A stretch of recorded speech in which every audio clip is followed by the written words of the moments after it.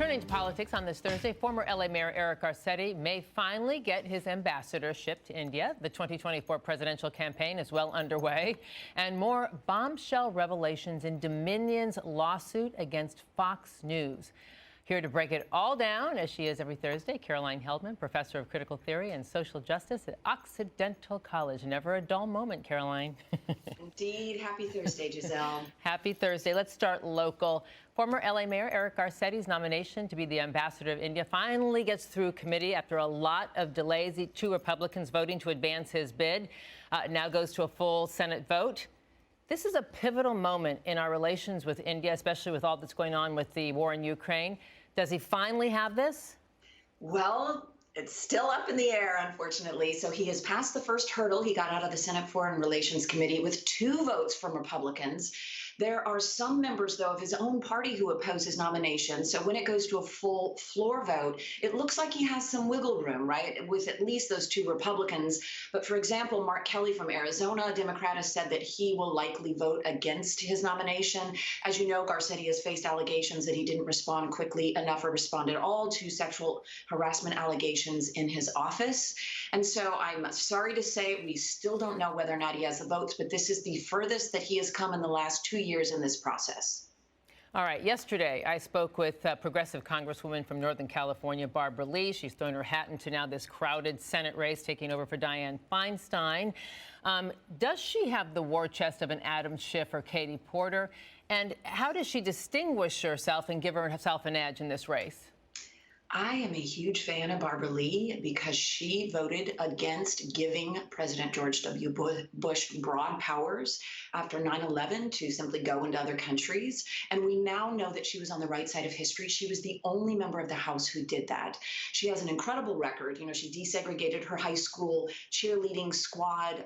She survived domestic violence. She was a single parent. She would bring a background that is almost non-existent to the Senate, and she would be only the 3rd Black woman to serve in the Senate if elected.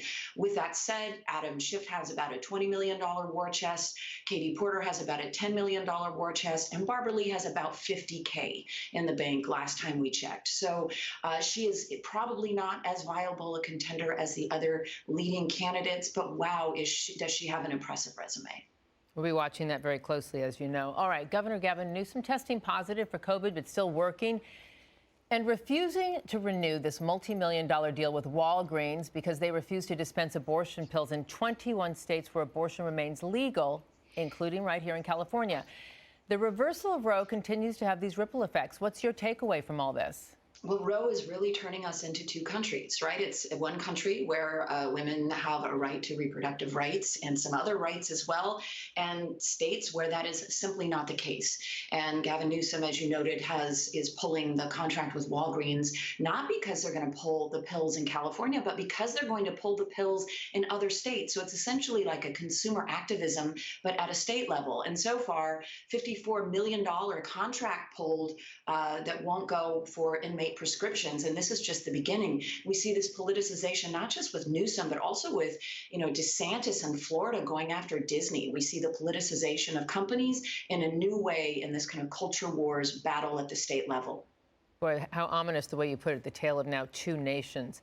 All right, looking at the 2024 presidential campaign, former President Trump was at CPAC promising retribution, to be our savior from World War III, incendiary speech. He promised he'll continue to run even if he's indicted. He leads DeSantis in most polls, Caroline. Is it a done deal that he is the nominee?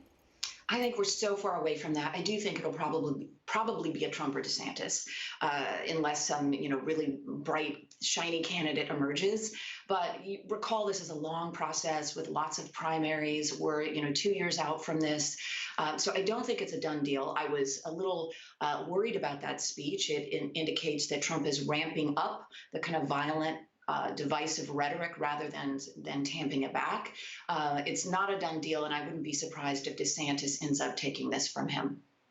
Both candidates, potential candidates with DeSantis, if he ever announces, they're speaking obviously to the base, and it really appeals to the extreme wing of that party. But how about the general? I think what we see in general elections with the presidency is that even though you may not like an extreme candidate in your party, you hold your nose, you go to the polls, and you vote for them because it comes down to a two candidate race. And what Donald Trump will absolutely do, and what DeSantis will also do, is make this a fight about the culture wars and the soul of the country. So I would anticipate that 2024 is going to see very high voter turnout, as we saw in 2020 and 2016. All right, if we are to have a rematch of 2020, there are some pundits saying that Vice President Kamala Harris has become an albatross for President Biden, that she's failed to make a name for herself in her own right or attach herself to any of Biden's legislative victories. What can Biden do if his VP has become this political liability? Well, presidents typically do not swap out their VPs. Gerald Ford tried that in '76 unsuccessfully. It's just not something that's done. I think that Kamala Harris has been the target of a right-wing campaign to discredit her since she got into office. I think she's being held to a standard that most vice presidents are not held to. This is not a powerful position, despite what Dick Cheney tried to make it into. It's a position that is supposed to be providing support and staying out of the news by and large. But I do think, Biden could likely do more to prop her up. I doubt he would swap her out, even though, for example, only 16% of Californians are really excited about her being the VP on the ticket in 2024. All right, President Biden releasing his budget today, promising $3 trillion in cuts to the deficit. Republicans holding the debt ceiling hostage still and pushing for additional spending cuts, but not releasing a budget of their own. Is this McCarthy appeasing extremists in his party, and could this backfire on him and the GOP? Well, I think we probably will see a pretty extreme budget coming from the Republicans in early spring.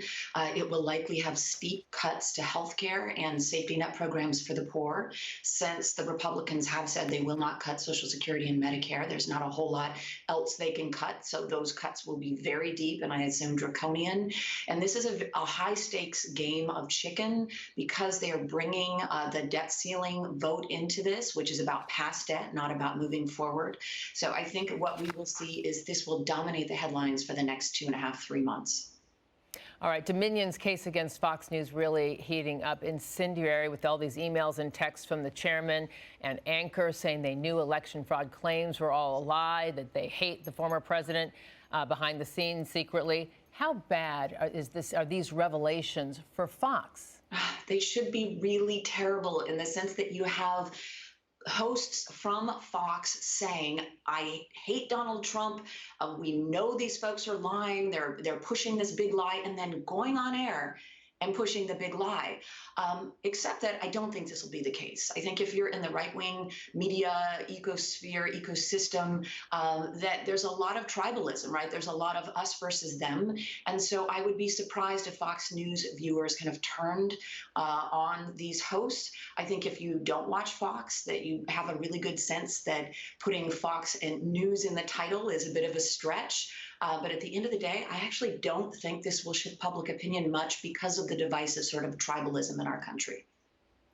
Tucker Carlson getting major backlash for trying to rewrite history and sanitize the horrific attack on the Capitol with the video that was given to him from Speaker McCarthy. Marjorie Taylor Greene is leading a GOP visit to support insurrectionists in jail and calling for new January 6 hearings. Liz Cheney saying, bring it on. Caroline, what do you make of all this?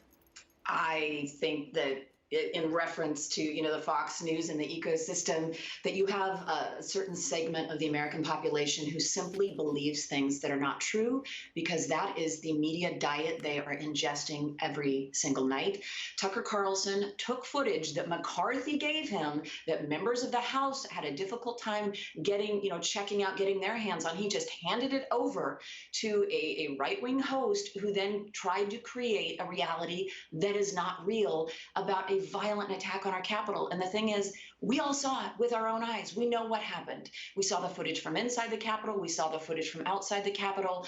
So I don't know. You try to rewrite history in real time. What does that say about the fact that Fox has so much power? It's the most watched network in our country. What does that say about our democracy, that about a third of our population is so misinformed about even the basic facts? Yeah, and Kevin McCarthy doubling down and defending his giving of that video to Tucker Carlson. All right, before I let you go, Speaker McCarthy rejecting an invitation to visit Kyiv, appeasing the right wing, saying he will not write a blank check to Ukraine, even though he was invited personally by Zelensky.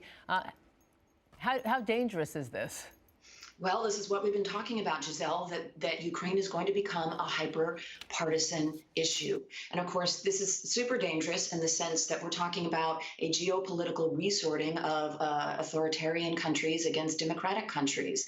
And it is being, it's a proxy war essentially being fought in Ukraine. And it's one that is of vital importance to Europe and the United States and any of these democracies that believe that one country should not go in and invade another.